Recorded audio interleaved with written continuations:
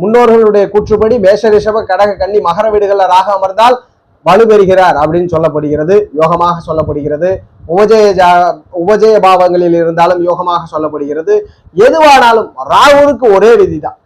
ஜாதகத்துல ராகு எந்த வீட்டுல வேணாலும் இருக்கட்டும், லக்னம் முதல் 12 பாவங்கள்ல எந்த வீட்டில் வேணாலும் அமரட்டும், அவர் இயற்கை சுபர்களோட தொடர்பே இல்லாம இருள் கிரக தொடர்பு கூட இருக்கட்டும், உதாரணத்திற்கு சனி பகவானுடைய தொடர்பை கூட எடுத்துட்டு போட்டோம், ஆனால் அந்த ராகு இருள் கிரக தொடர்பை பெற்றால் மறைமுகமான வழிகளில் கூட உங்களுக்கு வெற்றி கொடுத்துறார், ஒளி கிரக தொடர்பை பெற்றால் நேர்மையான வழிகளில் வெற்றி கொடுத்துறார். எதுவாயினாலும் கூட வெளியில் சொல்ல முடிகிற வழியில வெற்றி கிடைச்சாலும், வெளியில சொல்லிக்க முடியாத வழியில வெற்றி கிடைச்சாலும் சரி, ராகு உறுதியா வெற்றி தருவாரா அப்படின்றத உறுதிப்படுத்துறது ராகுவிற்கு வீடு கொடுத்தவர் மட்டும்தான்.